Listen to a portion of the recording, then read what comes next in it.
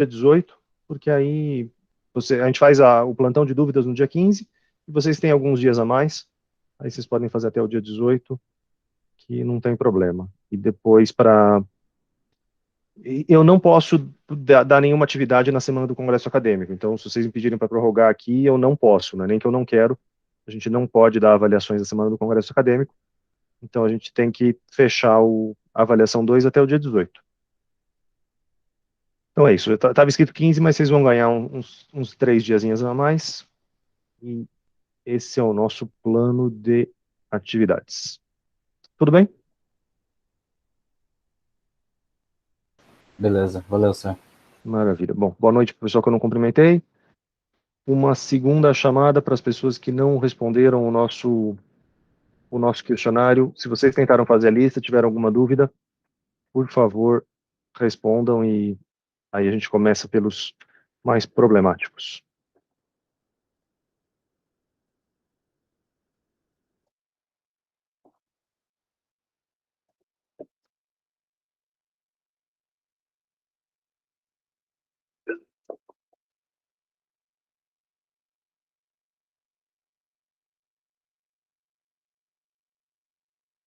Noite, Guilherme.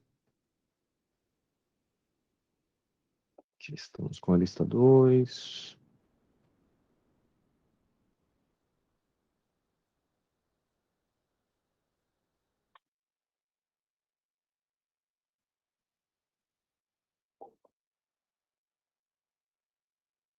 Eu vou fazer algumas coisinhas no Scilab, algumas coisinhas no Excel. Essa parte a gente consegue fazer um pouco em cada ferramenta, e tem algumas coisas que a gente vai ter que rabiscar à mão mesmo.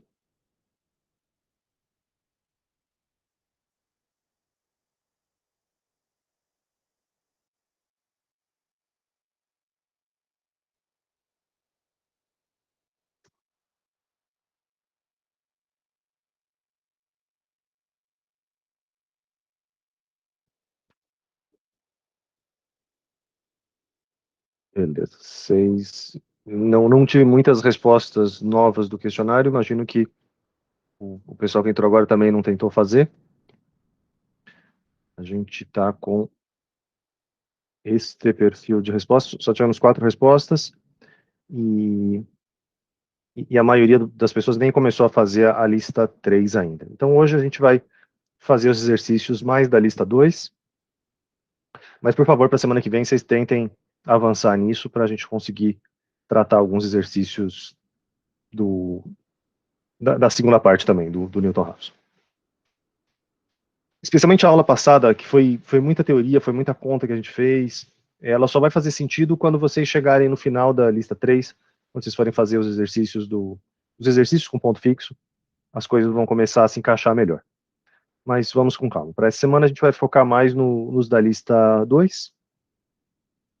Então eu vou tentar fazer pelo menos o 2 e o 3, e aí, conforme a disponibilidade de tempo, a gente vê como é que prossegue. Muito bem. Vou fechar só esse aqui. Lista 2. Encontre a menor raiz positiva da função f de x é igual a x² módulo do cosseno da raiz de x, com x em radianos, usando o método da falsa posição. Beleza.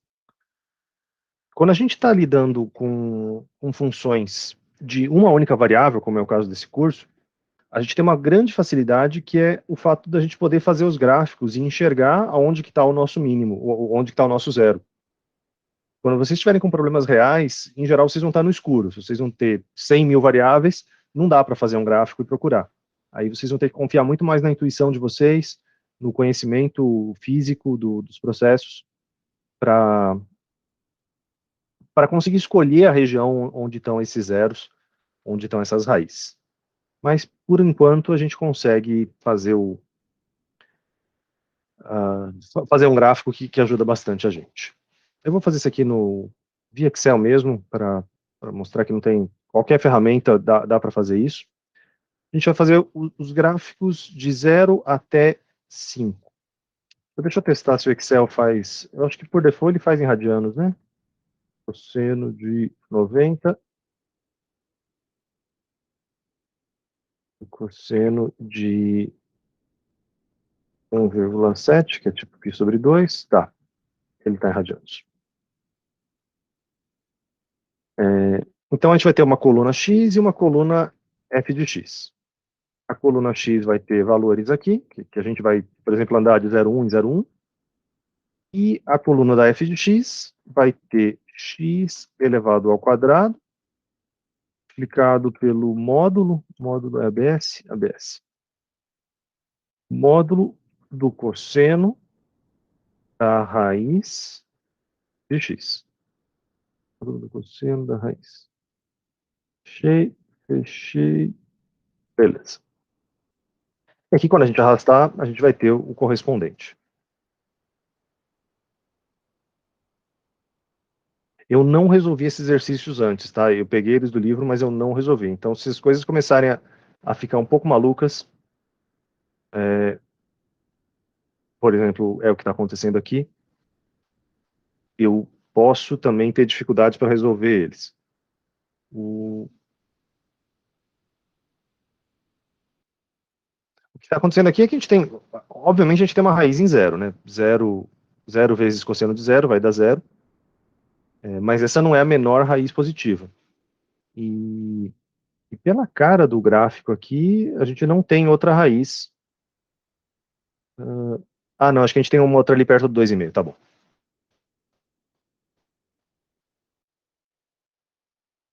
Isso. A gente tem uma outra raiz mais ou menos por aqui. A gente não sabe exatamente aonde, mas certamente está entre 2 e 3. Beleza. Achei que pudesse ter algum errinho de digitação no enunciado, mas não. Estamos entre 2 e 3. Tá. Vamos, então, fazer o nosso método. Vocês me interrompam, pessoal. A qualquer momento, vocês deem um grito, mandem mensagem. Se eu não perceber que vocês mandaram mensagem, alguém abre o microfone e me chame. Tá? Vou deixar o chat aqui aberto na outra janela. Vocês vão me interrompendo sempre que necessário.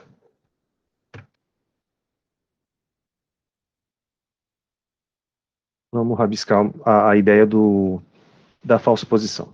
O método da falsa posição é o seguinte: a gente vai ter o nosso eixo x. A gente viu que quando a gente olha a função aqui no 2, ela vale alguma coisa positiva. Eu escolhi meio mal meus pontos, eu não vou conseguir. Já vou explicar para vocês o que eu estou pensando.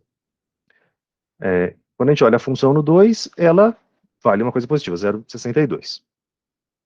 Mas para a gente aplicar o teorema de Bolzano, o teorema que garante que existe uma raiz num intervalo, a gente tem que ter um intervalo em que a nossa função muda de sinal. Então, no meu ponto B aqui, a minha função tem que ter mudado de sinal. E pelos pontos que eu tenho aqui, eu não estou vendo, aqui no Excel eu não estou vendo nenhum ponto negativo, nenhum ponto de mudança de sinal. Possivelmente é porque a gente está fazendo de 0,1 em 0,1, a gente está com um passo meio grosso, então a gente está perdendo esse ponto. Vamos fazer o análogo disso no nosso amigo Scilab. A gente pode definir um vetor x. Eu vou só fazer entre 2 e 3. Se eu fizesse só assim, eu só teria o primeiro ponto e o último ponto, né? O incremento seria de 1 em 1, e aí eu não estou enxergando detalhes. Eu vou fazer um incremento de 0,01, para ir mais devagar. X desse jeito.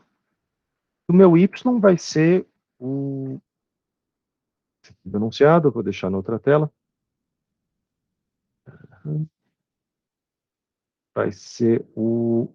Melhor deixar aqui, que aí vocês veem também. E me ajudam a conferir se eu não estou fazendo bobagem. Está fazendo esse 2 aqui, o x ponto elevado ao quadrado, porque x é um vetor, então é cada um dos elementos dele ao quadrado.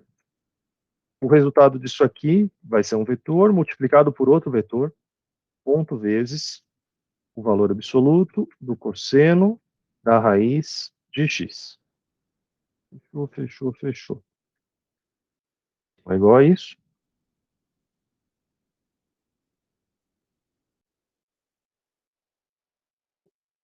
Você não vai trocar de sinal.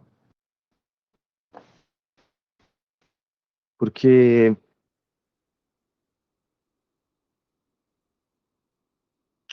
x ao quadrado vai ser sempre positivo. O módulo do cosseno vai ser sempre positivo. Certo? Professor, eu acho que eu não tô entendendo o que você está fazendo. Eu estou procurando onde está a raiz, Beatriz. Eu estou tentando achar aonde está a raiz, porque qual é a ideia teórica do método?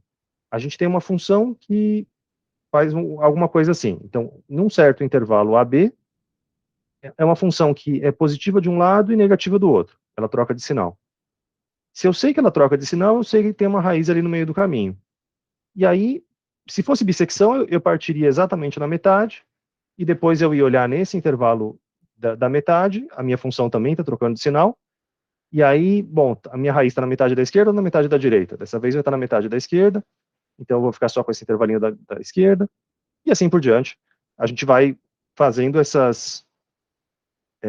encurtando esse intervalo. Mas para começar o método, a gente tem que começar com um intervalo em que a função troca de sinal, um intervalo que contém a raiz. Então o que eu estou fazendo é isso, é localizar graficamente aonde está essa raiz com,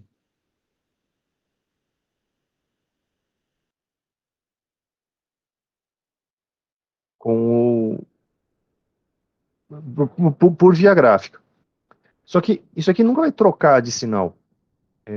Ele só vai, ele vai ter um zero quando for o cosseno quando esse cosseno for zero, cosseno de alguma coisa for zero, o todo vai dar zero, mas não vai ser uma troca de sinal. O, a gente não vai conseguir usar exatamente a falsa posição como a gente tinha feito. Entendi.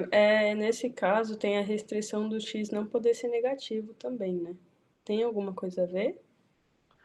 O x não é negativo porque a gente está só olhando para x positivos para poder tirar essa raiz. Mas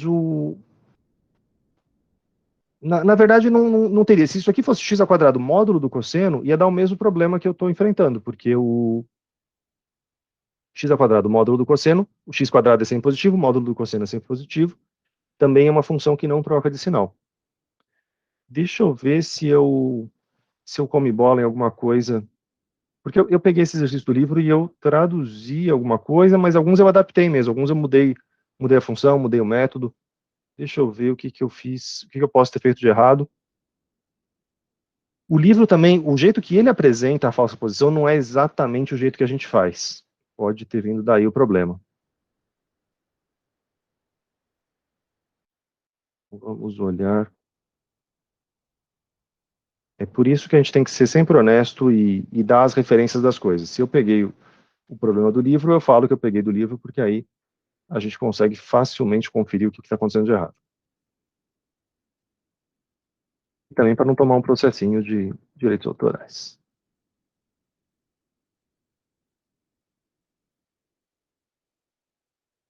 Lógico, eu duvido que o Chapra está assistindo minhas aulas e vai vir aqui reclamar, mas enfim. A ciência funciona desse jeito, a gente tem que sempre dar o crédito onde o crédito é devido.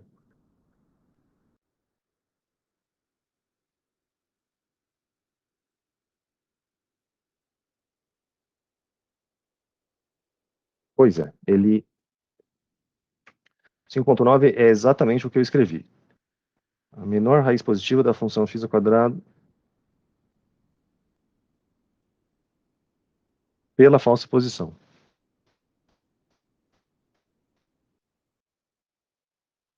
Ah, não sei.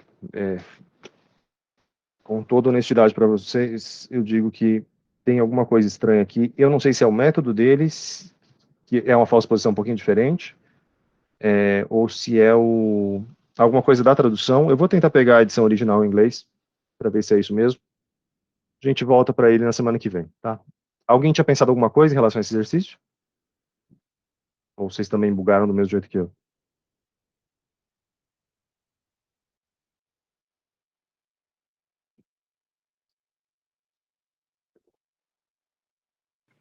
Eu acho que eu não tinha pensado em nada. A lógica eu iria igual ao primeiro exercício, né? Mas.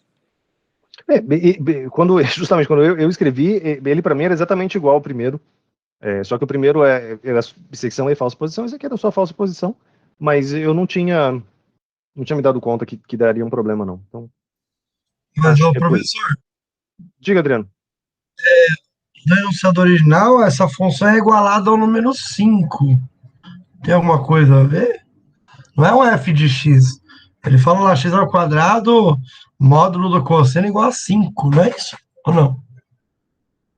Graças, Adriano, graças. É isso mesmo. X quadrado, cosseno de x igual a 5. É isso, o problema é outro. Ah, valeu, valeu.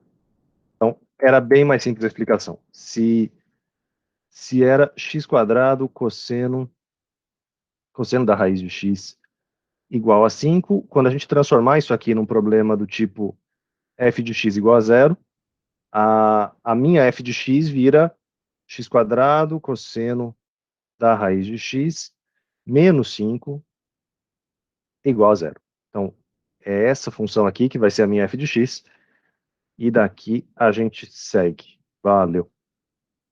Eu abri e não vi, sinceramente, estava com a vista viciada. Voltando para o nosso Excel, então a função não é essa, a função tem um menos 5 aqui em cada um deles, e com isso ela fica um pouquinho mais interessante em termos de troca de sinal. Aqui sim, claramente, é o que a gente precisa fazer. Entre o 3 e o 4, a gente tem uma troca de sinal. No 3 a função é negativa, no 4 a função é positiva. Então, aqui a gente pode... Eu vou deixar a função aqui do lado, eu só vou trocar os pontos. Bom, a cara dela também é ao contrário disso, ela é crescente nesse intervalo. Então, a gente tem aqui que no 3 e no 4... Eu vou fazer esse exercício no Scilab para a gente ganhar um pouco de velocidade nas iterações, mas vocês fiquem à vontade para fazer como queiram. A ideia é que eu vou apagar o meu x, que o meu x era um vetor, eu apaguei tudo agora, eu vou ter um x que é um escalar, x igual a 3, e aí eu vou calcular o y correspondente, que é x quadrado vezes o módulo do cosseno da raiz de x menos 5. Então, no x igual a 3, eu tenho uma função que é negativo, aqui ela está valendo menos 3,55. Nem vou anotar o número inteiro, tá? Só para dar ideia. 55, 56, 55. E se eu trocar para x igual a 4, calcular o y correspondente, lá na outra ponta ela está valendo 1,66. Então, aqui em cima, ela está valendo 1,66. A função, ela está fazendo alguma coisa assim, e a nossa questão é quem é esse x estrela, quem é o ponto digamos, a raiz dessa função, o zero da função, a raiz da equação. E se a gente fosse fazer isso aqui por bissecção, a gente ia fazer exatamente a média aritmética. A gente ia calcular um ponto médio, um m, que seria 3 mais 4 dividido por 2, que ia dar 3,5. E aí a gente ia ver a função, quando x vale 3,5, se a função é positiva ou negativa, para decidir. Quando a gente faz pela falsa posição, a gente não faz exatamente no meio, a gente faz uma média ponderada. O jeito que a gente calcula é o ponto da esquerda multiplicado pelo módulo da função no ponto da direita, mais o contrário, né? O ponto da direita, o módulo da função na esquerda, e isso aqui dividido pela soma dos pesos, para ser uma média, né? A gente tem que dividir pela soma dos pesos. Essa é a sequência de iterações que a gente vai fazer, calcular esses pontos médios, entre aspas, médios ponderados, e ver o que está acontecendo. Então, o primeiro deles, o primeiro ponto médio, seria o 3 multiplicado pela função aqui, 3 multiplicado por 1,6583. Eu vou fazer com 4 casas depois da vírgula, mas aqui isso vai gerar um errinho de aproximação. Quanto mais casas a gente estivesse considerando, melhor seria a nossa aproximação.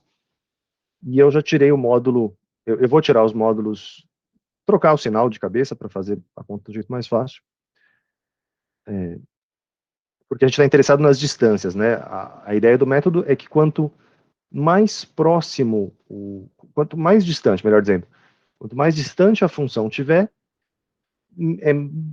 menos ênfase eu tenho que dar para aquele ponto, mais ênfase eu tenho que dar para o outro extremo.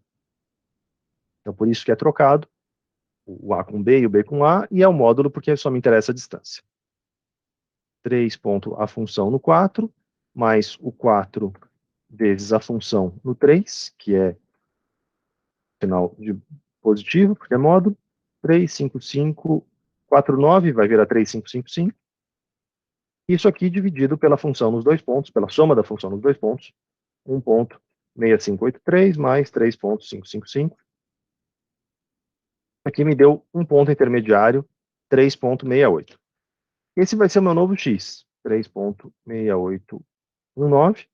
É um novo x, e eu vou ver se a função nele é positiva ou negativa. A função nele é negativa. Então, atualizando o nosso gráfico para uma coisa um pouco mais realista, a gente teria aqui a função em 3, aqui a função em 4. No 3, a função vale menos 3,55, está bem lá embaixo. No 3,7, ela ainda está negativa, então aqui nesse primeiro m que a gente tentou, ela ainda está por aqui. E no 4, ela está por aqui. Então, a nossa função está fazendo alguma coisa mais ou menos assim. Esse ponto aqui foi o 3,6819. E aí, a falsa posição tende a ser melhor do que a bissecção, porque ao invés da gente ter olhado no 3,5, a gente já vai conseguir descartar todo esse intervalo do 3 até o 3,6819. Certamente, o meu zero não está nesse intervalo, o meu zero está para o lado de cá. O exercício pede que a gente prossiga os cálculos até que o erro relativo fique abaixo de 1%. Como é que a gente consegue medir esses erros? O erro mais fácil da gente medir é o erro absoluto, porque a gente não sabe aonde está a raiz, mas ela certamente está nesse intervalo. Então, nesse momento, o meu erro absoluto, ele é menor ou igual, a gente podia dar muito, muito azar, menor ou igual a essa diferença, 4 menos 3,6819, e é igual a menos 3,19, 0,3181. Isso aqui é 0,3181.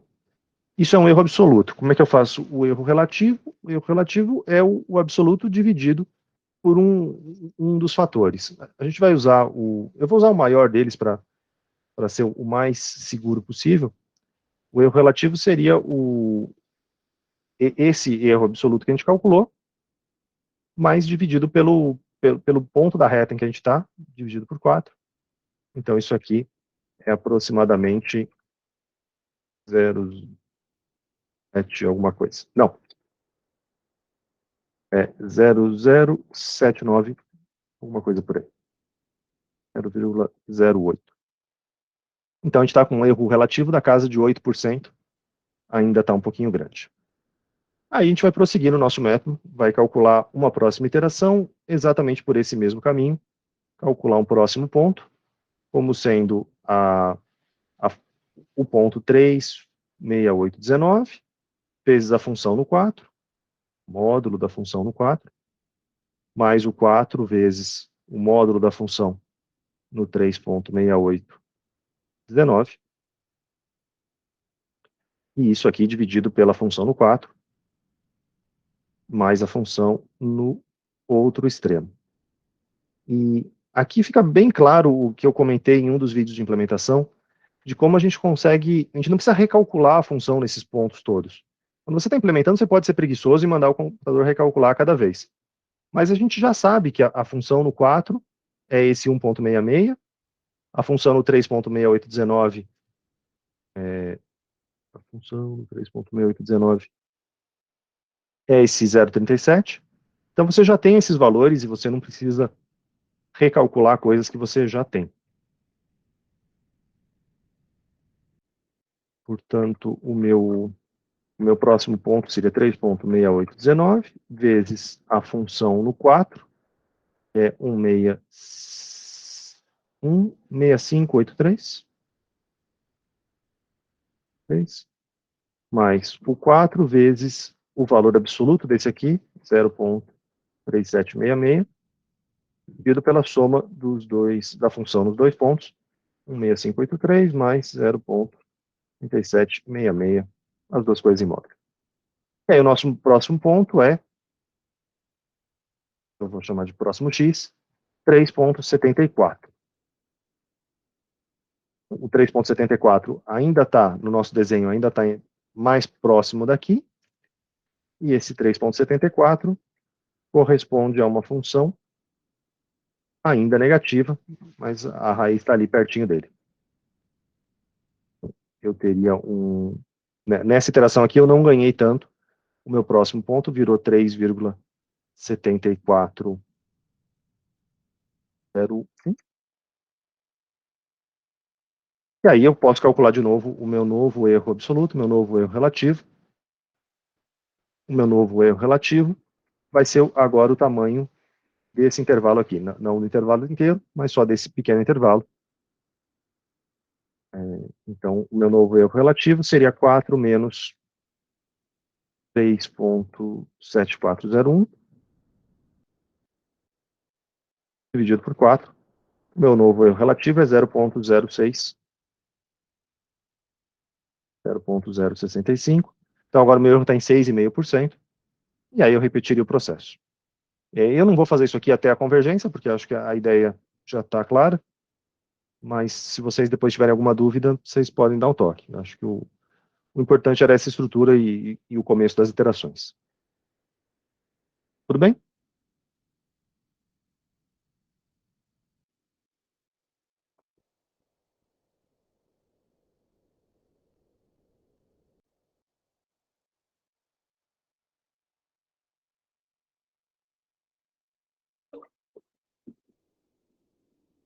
Então é isso. Eu tenho uma curiosidade aqui. Diga. Tem como estimar o número de iterações desse método ou de algum outro método? Tipo, quantas iterações são necessárias para atingir a convergência? Tipo, Quando a gente está nesses métodos intervalares, dá para a gente fazer umas coisas de pior caso. É mais fácil a gente essa minha pensar. pergunta tem a ver com, desculpa, tem a ver com o dispêndio computacional que às vezes você pode ter, Uhum, né? sim. Várias horas, Uhum. quando uma conta é complicada, equação diferencial, aí vai horas de cálculo, equação de Uhum. direito, por exemplo. Então eu estava curioso Esses com aqui vocês. dá para a gente estimar, porque eu vou fazer com a bissecção, porque é mais fácil dividir sempre no meio. Mas a ideia é parecida com a falsa posição. Imagina que a gente tem um intervalo de 0 a 1, podia ser qualquer intervalo, é só você normalizar, né? É só se dividir pelo. Se você tem um intervalo que é diferente de 0 a 1, é só você fazer uma mudança de variável e ele vira um intervalo de 0 a 1. Então, aqui é como se fosse tamanho relativo e não absoluto. Você sabe que se você em uma interação, você vai dividir no meio. Então, depois de interação número 1, o seu intervalo, o maior erro que você vai cometer é um erro de meio. Na interação número 2, você vai dividir no meio de novo. Você não sabe se você está aqui ou se você está aqui, mas cada um desses intervalos vai ter tamanho 1/4, certamente. Na terceira iteração, de novo, você vai dividir algum desses intervalinhos no meio. Mais uma vez, você não sabe onde você está. Mas, de novo, mais uma vez, você vai ter um intervalo de um erro absoluto de 1/8. Então, o padrão desses erros aqui é 2 elevado a menos n, menos o número de iterações. Então, daqui dá para você calcular fácil, se você quer ter um erro de, sei lá, de 0,001, você consegue resolver essa equação e estimar quantas iterações você precisa para ter o epsilon que você deseja. Bacana, gostei. Mas a gente, esse caso, que é o caso que a gente consegue calcular, o caso da bissecção, a gente nem se dá o trabalho de fazer isso. Para falar a verdade, Sim, né? Não, você tá com o método e você... Porque a bissecção sempre funciona, a bissecção vai apertando, vai chegar lá. Os outros métodos são mais sofisticados, método de Newton, método das secantes, a gente não tem esse controle. De número de iterações a gente não consegue saber, inclusive porque às vezes eles funcionam, às vezes eles não funcionam, às vezes não convergem. Então não é sempre que a gente tem essa garantia, não. Muitas vezes a gente tem que jogar no escuro e aplicar o método e esperar. Seja o que Deus quiser, né? Infelizmente é assim, esses métodos de resolução, esses que podem convergir ou não, eles são assim. Se não der, você tenta alguma coisa diferente. Mas tem um pouquinho de sorte.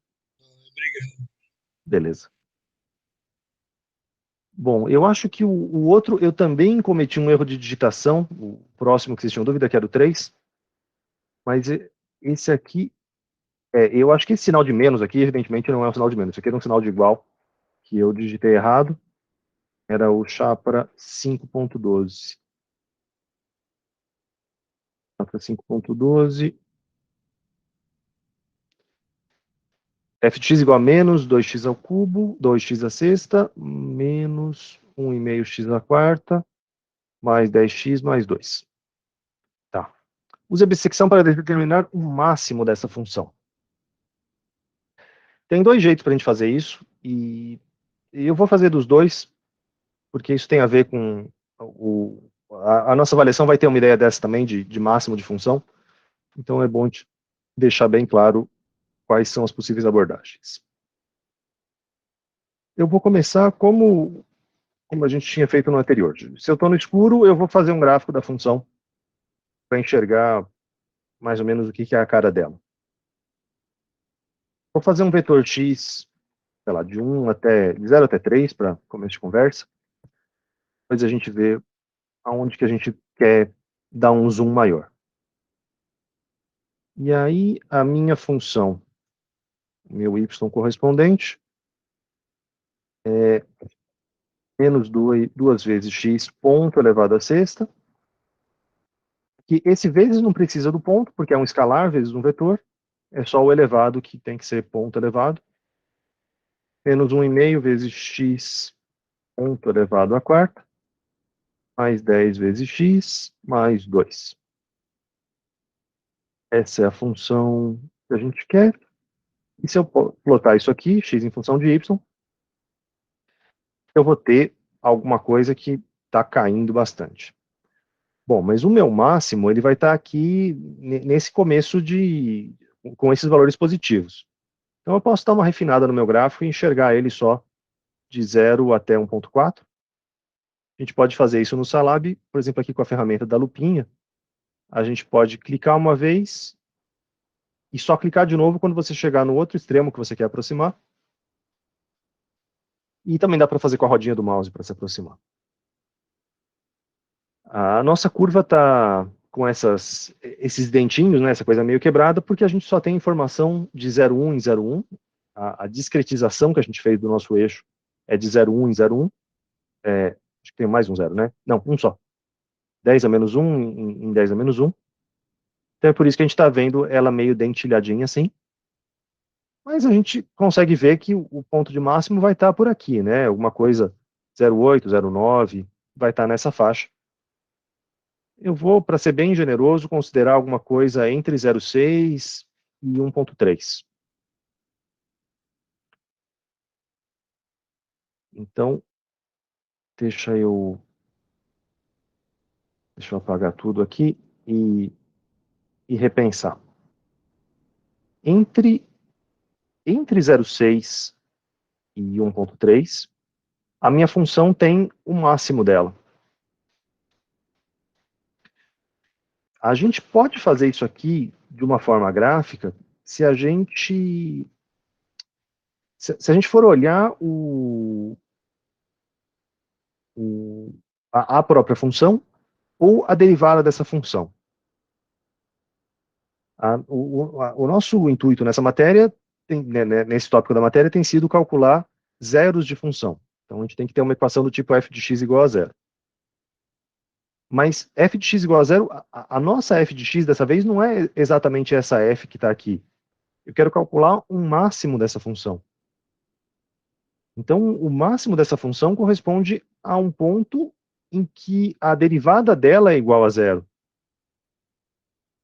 Eu vou ter que calcular um f' de x, a derivada da função, que vai ser então igual a menos 12 x elevado à quinta, menos 6x ao cubo,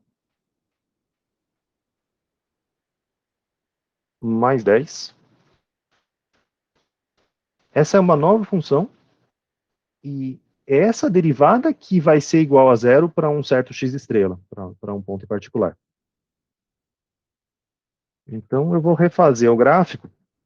Eu vou chamar uma y2, é justamente isso, menos 12 vezes x ponto elevado à quinta, menos 6 vezes x ponto elevado ao cubo, mais 10. Ele entendeu, mas eu vou fazer de novo para ter certeza. Eu vou fechar o meu gráfico, e agora eu vou traçar o gráfico dessa nova curva.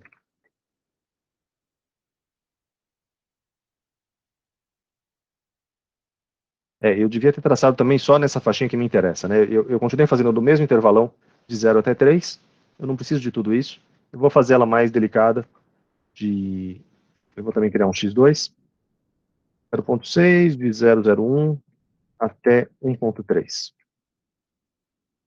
Calcular o y2 correspondente e plotar x2 e y2. Então, esse agora é o gráfico da nossa derivada. E aqui a gente consegue ver que a derivada em 0.6 é positiva, a derivada em 1.3 é negativa, e a derivada é igual a zero em algum ponto por aqui. E assim a gente pode fazer a bissecção com esse método, com essa f aqui, essa nova função, e essa função entre esses dois extremos. Então a gente começaria com ela entre 0.6 e 1.3. Eu gosto sempre de fazer o desenho para saber aonde que ela é positiva e onde que ela é negativa, para eu não me perder de qual é o intervalo que é para eu manter e qual que é para eu jogar fora. Então ela é positiva na esquerda e ela se torna negativa na direita. Positiva aqui. E ela está fazendo alguma coisa desse estilo. O bom do desenho gráfico é que você consegue já ter uma estimativa ali de onde é o zero. Eu vi ele que é perto do 0,9, né? Isso. Quando a gente tem um acesso a um gráfico, você pode não ter a precisão a mais absoluta, mas dá para ver que está por aqui. É isso mesmo. Então, o nosso ponto médio seria 1.9 dividido por 2, 0,85. E aí a gente calcula a função, a f' no 0,85. Aqui a gente pode fazer as iterações para ter a precisão maior. Eu vou chamar de m igual a 0,85. E aí eu vou calcular essa expressão aqui. M elevado à quinta menos 6 vezes m elevado ao cubo, mais 10. Fiz de errado aqui.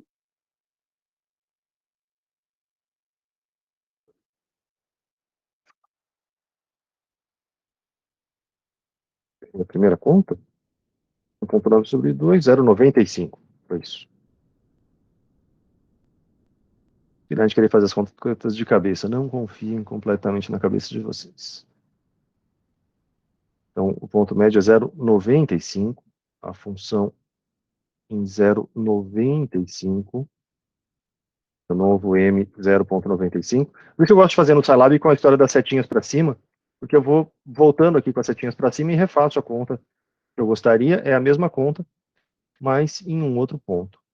E Jesus, o que eu estou fazendo de errado de novo? Certamente a minha função em 0,95 não vale 14.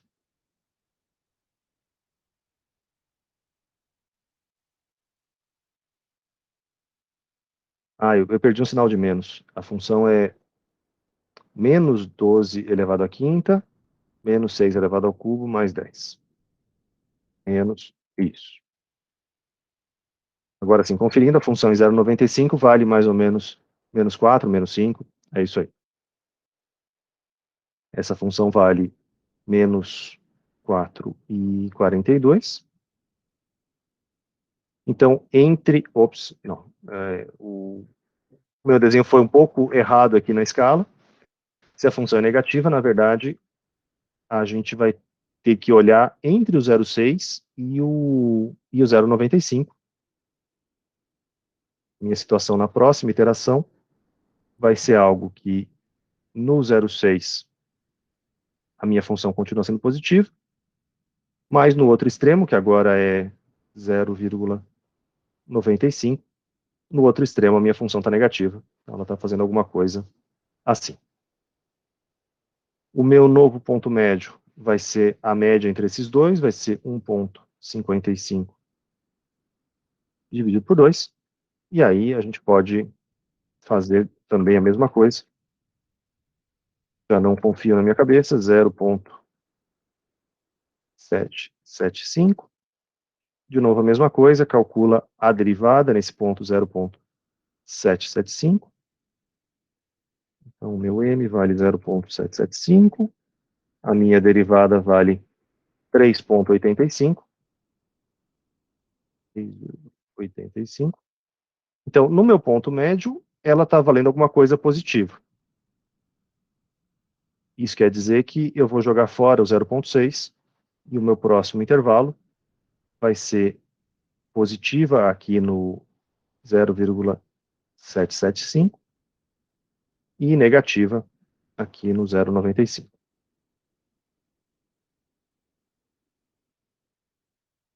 Beleza.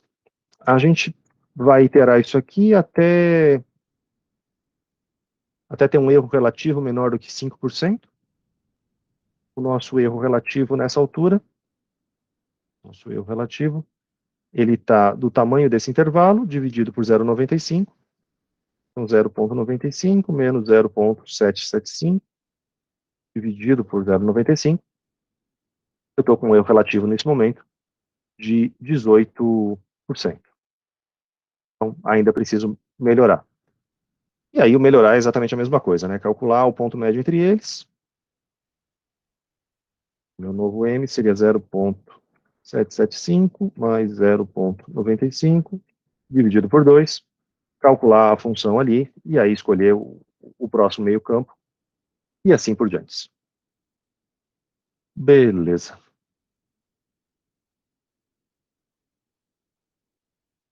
Tudo bem, então, com a ideia de como transformar um problema que era encontrar um máximo de uma função, como é que eu vou transformar isso para um problema de zero de função?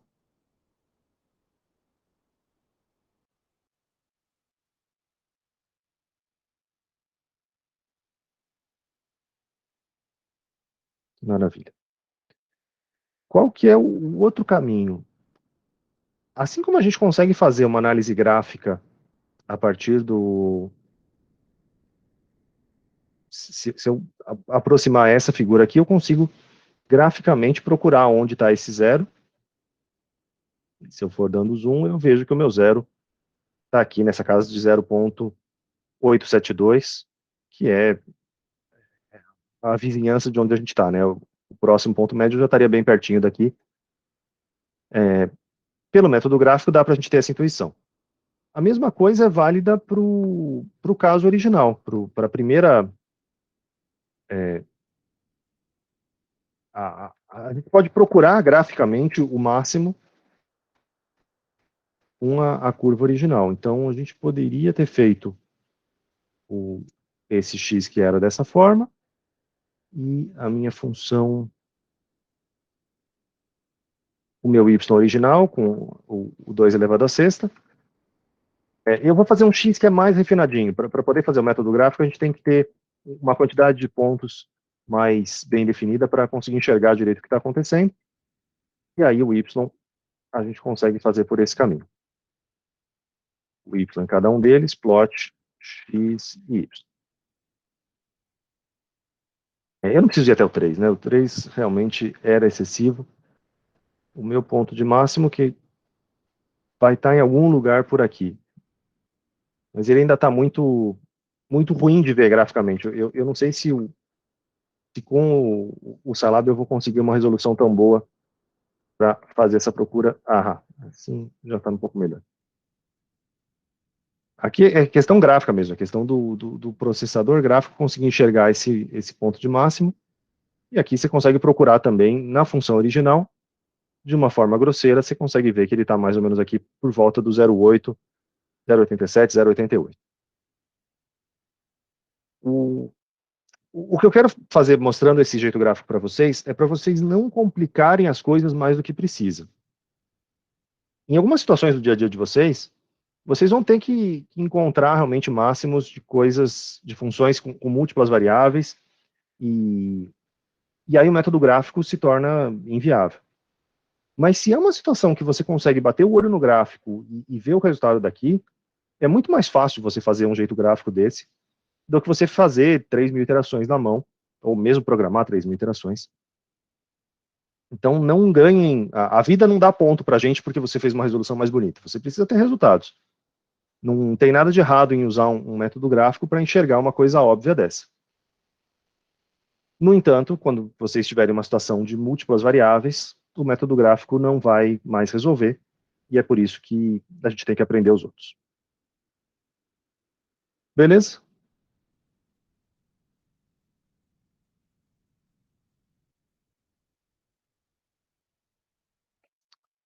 Tudo bem. A gente tinha mais duas dúvidas em relação à lista 2, em relação ao 5 e ao 7. Eles são muito parecidos, eles são muito mais de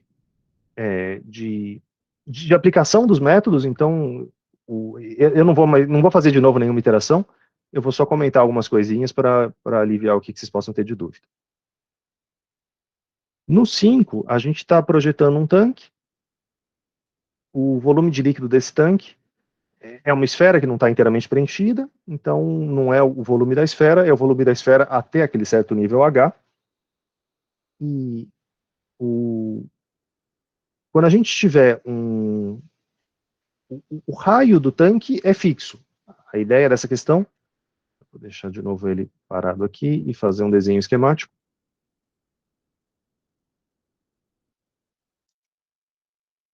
A ideia dessa questão é que a gente vai ter uma esfera com um certo raio R, de 30 metros, e a gente vai ter água até um certo nível H. Então, o raio é do centro até a borda, e a minha altura H é do ponto mais baixo até o ponto onde tiver água. O R é dado, a gente conhece por design, a gente quer saber qual vai ser a altura de água que vai fazer o meu volume ficar em 30 metros cúbicos. De novo, esse é um problema que não parece um problema de zero de funções, porque ele, no fundo, é uma resolução de equação. É uma tentativa de resolver a equação 30 igual a π nível ao quadrado, 3 raio menos h, dividido por 3, tem um 2 aqui multiplicando ainda. Então esse é o nosso problema.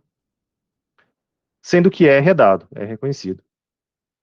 Então, no fundo, a gente pode reescrever isso aqui como sendo 0 igual a 2πh ao quadrado, 3r menos h, dividido por 3, menos 30. Esse aqui vai ser a minha f de h, vai ser a função em que eu vou procurar, da qual eu vou procurar um zero. De novo, é o mesmo truque, né? É você, de alguma forma, partir de um problema original para um problema que seja do tipo f de x igual a zero, e aí, uma vez que ele está no f de x igual a zero, a gente consegue tocar o barco e aplicar do jeito que a gente quiser. Tudo bem com 5? Ô, professor, em Diga, Beatriz. relação a essa questão, a 4, a gente já tem alguns dados, o R, por exemplo. Uhum. Na hora da gente colocar a função e definir, que nem y é igual a função, a gente já coloca esses números? Ou coloca a incógnita e depois define o valor da incógnita? Quando você estiver programando isso num código, o melhor jeito é você colocar ele como variável, não como incógnita. Às vezes a gente usa como sinônimo, mas às vezes não. No caso desse, seria uma variável, porque ela não é desconhecida, não é incógnita, como incógnito, não conhecido. Mas é uma variável no sentido de programação. É um número que poderia mudar de uma situação para outra. Os outros números não tem por que mudar, né? Os outros números vêm da geometria, esse 3, esse 2, o π, eles são da característica do problema. Mas o raio em metros, o volume em metros cúbicos, que no caso também é 30, né, mas em unidades diferentes, esse tipo de parâmetro, quando você for escrever o seu código, é melhor você escrever eles como variáveis, e aí depois você escreveria uma função de H usando essa R, essa V, usando as outras constantes. Entendi. Define a Tá? variável antes da função, não dentro dela. Tem vários jeitos. Dá para definir dentro também. É que o que eu quis escrever aqui era Na verdade, a gente estaria fazendo desse jeito, né? A Ah, função, tá. Coloca ela retorna dentro. um f e, sei lá, Uhum. calcula. Na verdade, a função ela calcula. O nome dela não interessa, né? Eu vou chamar de y o que ela retorna. Y igual a f de h. Ela pode ser alguma coisa assim. E aqui dentro a gente teria isso e o jeito de escrever, na verdade, é assim, né? Y igual a blá blá blá vezes h. Poderia ser desse estilo, sim. Ah, beleza, então. Tá? Mas às vezes você vai precisar desses parâmetros fora. Então, por isso que eu falei que não tem muita regra dele tá dentro ou tá fora. Tá. Às vezes você vai precisar deles fora também, aí valeria a pena você declarar fora. E aí você pode passar eles como parâmetros aqui, né? Você pode, se eles estiverem Professor, fora, podem virar novos argumentos. aproveitando essa pergunta, fazer um engate aqui. No C você usa o define, né? Para definir constantes. O Scilab não há Não, necessidade, nem tem uma coisa não assim. conheço, não conheço nada parecido, não, Adriano. No Salab, acho que tudo é variável mesmo. Tudo, Não né? tem o mesmo conceito de constante. Joia. E sobre esse problema do tanque aí, eu sei que tanque esférico é normalmente, agora em engenharia química, né? É usado para gases, né? Por conta da Uhum. pressão, ser tudo igual. Eu achei estranho falar que tem água dentro disso. Acho que uma caixa d'água. Você acha que tem a mesma propriedade, tipo, de Eu acho que resistência? não, eu acho que eles só fizeram isso aqui para roubar mesmo, só para não ser um. Porque se fosse Ah, isso é um um caixote, né? porque se fosse De usar a sei lá, equação. uma caixa d'água reta, né, com área da base constante, o problema ficava muito mais fácil, e aí você conseguia tirar a raiz cúbica. A graça toda é aparecer um termo desse tipo, do h ao quadrado multiplicado por uma coisa que você não consegue isolar tão fácil. Esse aqui eu acho que ele é inventado só para fins didáticos. Esse não tem o lado de engenharia, não. É mais para gás mesmo. Beleza. E o último, rapidinho, só fazer o gráfico, vocês já vão entender qual é a ideia. Procurar um zero de função para essa função x mais logaritmo de x, logaritmo natural, né, ln, no intervalo 0,2 até 2. Se a gente for fazer a função, o gráfico disso aqui, 0,2, 0,01 de incremento, até 2, e o meu y vai ser x mais... Lembrando que na linguagem, no Scilab, o log é o logaritmo natural, log 10 é o logaritmo na base 10. Então, eu escrevi log, mas é o ln. Quando a gente olha para o gráfico dessa função, o Scilab tem essas de fazer o gráfico em cima da outra. Então, sempre fechem as suas funções anteriores. Aonde que está o zero da minha função? O zero vai estar aqui por volta do 0,6, mais ou menos. Então, vamos pensar em termos de proporção. Quando eu olho para o 0,2, no 0,2 eu tenho uma distância mais ou menos de 1,5. O 2, que está super distante da raiz, ele está a uma distância de 2,5. Então, se eu fosse fazer a média ponderada entre essas duas coisas, fazer bem grosseiro mesmo aqui, não é pela precisão, é só pela ideia. Se eu fosse calcular o primeiro ponto aqui das iterações, eu teria... Não é essa mesmo, né? Só para não explicar besteira. Isso, x mais log de x. Eu teria o primeiro ponto médio como sendo 0,2 vezes essa distância do lado de cá, vezes 2,5, mais o ponto 2 vezes a distância do outro lado, vezes 1,5, dividido pela soma dos dois valores absolutos, 1,5 mais 2,5. O meu próximo valor, ele deu um pouquinho melhor do que o da bissecção. O fato da gente estar da gente estar aplicando a falsa posição, vai funcionar um pouco mais rápido, porque essa função, pelo menos no começo, ela tem uma cara dessa de ser mais, de realmente, essa ponderação tá me levando em direção ao zero. Deixa eu tentar explicar isso aqui de uma forma gráfica, acho que fica mais fácil. A falsa posição funcionaria perfeitamente, a ideia original dela, se a gente tivesse exatamente uma reta ligando os dois pontos, então a gente ia fazer essa média ponderada e a gente ia chegar no ponto aqui do meio. Dá para fazer por semelhança de triângulo, dá para ver que você conseguiria convergir bem rápido. Agora, dependendo da cara que essa curva tem, se ela não for, nunca vai ser exatamente uma reta. Se fosse exatamente uma reta, esse problema estava resolvido e você não tinha trabalho nenhum. No caso desse aqui que eu estou escrevendo, a minha f de A está menor do que a minha f de B em módulo.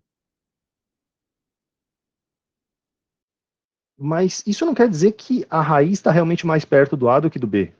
Porque eu poderia ter alguma coisa em que a raiz vai estar, ela cai muito lentamente para cá, e só aqui que ela cai com bastante força.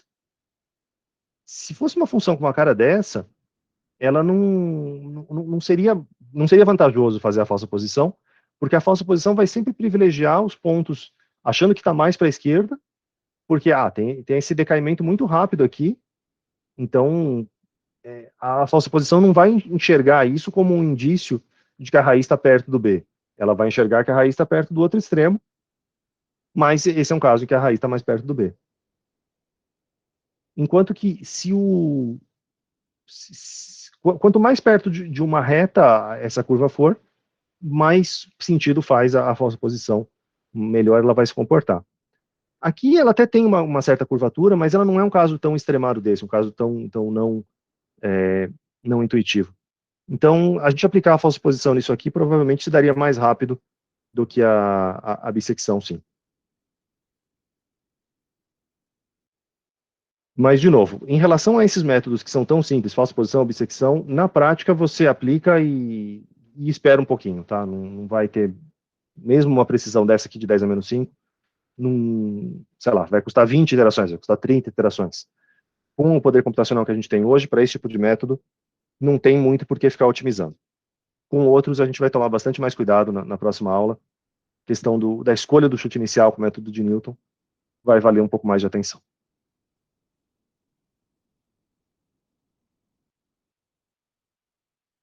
Ok? O exercício ainda falava de olhar pela derivada. Se a gente fizesse um gráfico da derivada dessa função, a nossa f',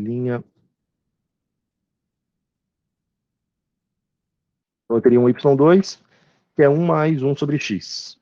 Um ponto dividido por x. Aqui seria o meu gráfico. O 1 ponto dividido por x eu preciso dar um espacinho aqui. Quando você faz um ponto, ele entende isso como 1.0, e o que eu quero fazer é 1 dividido pelo vetor x. Então, esse é o meu y2. Meu y2 é um vetor. E quando a gente plota isso aqui, x, y2,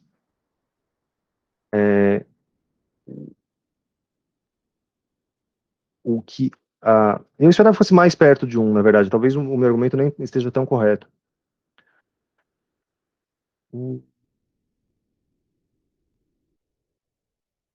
A derivada, ela é...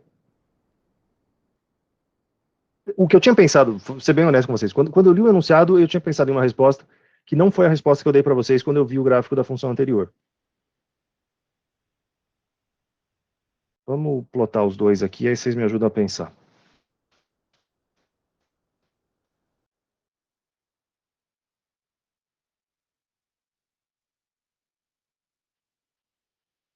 À nossa esquerda vai estar a função. E aí, na direita, a derivada dela. O zero da função está por aqui, no 0,60 e poucos.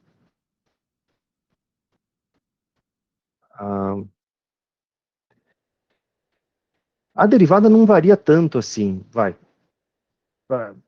Pelo menos minha opinião, meu senso aqui é senso estético, não é uma coisa cravada.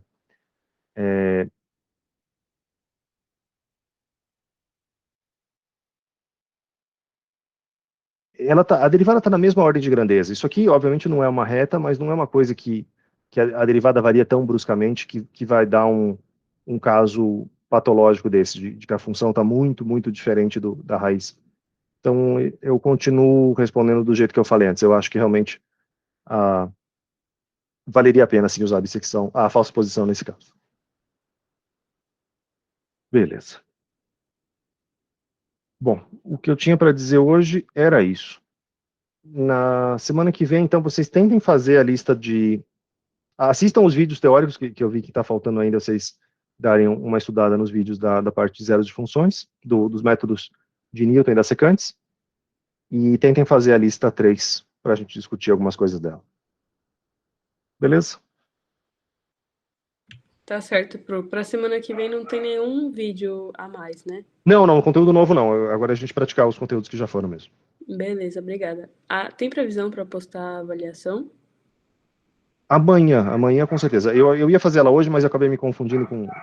Eu estava fazendo com um pouco mais de calma do que esse exercício da lista, e aí eu percebi que o exercício que eu queria fazer tinha umas inconsistências de unidade. Eu tô terminando de preparar ele. Tranquilo, então, obrigada. Professor, é meio que dúvida, curiosidade. Tem um trabalho de termo que a gente tem a equação cúbica de Peng-Robson, né? Uhum. Aí tinha que calcular o Z, fator de compressibilidade do gás. Aí eu resolvi fazer do jeito que eu já tinha feito em termo 1, fazer por Newton-Raphson. Na verdade, nem precisava, mas acabou que eu fiz no Excel, né? Uhum. Eu tinha a brilhante ideia de fazer no Scilab. Uhum. Mas aí não ia ser bem o método de Newton-Raphson no Scilab, que eu queria fazer o seguinte, eu ia criar, então, para a equação cúbica dado pela forma Z igual a Z ao cubo, menos CD ao quadrado, mais menos E igual a zero, e aí o C é 1 menos B, o D, sabe? A e B, né? Lembro que tinha uma cara cúbica, não lembro da equação completa, sendo bastante honesto com Mas você. assim, o fato é que a minha dúvida é bem pontual. Eu criei um vetor de vários valores experimentais para A e depois para B, aí fiz o cálculo de C, D e E. Aí na hora de montar, eu vi que o senhor agora na aula estava usando y igual a função, né? Eu estava usando aquela função poly, para polinômio, porque a minha ideia não era fazer Newton-Raphson, e sim só usar a função roots para calcular as raízes do z. E aí, na hora que eu faço o P igual a poly e coloco lá o polinômio, ele estava dando um erro. Eu não sei se o problema é que não dá para usar, ele só pode ser usado um dado por vez. Queria saber disso. Eu acho que esse é um dado por vez. Deixa eu só ver se eu entendi direito a questão. Vamos montar um polinômio normal aí no Scilab. Tipo... Só deixa eu ver se tem alguma outra dúvida Tá. de alguma outra coisa, e aí a gente pode atacar isso, pode ser? Beleza. Uhum. Algum outro conteúdo, pessoal, ou nos vemos na semana?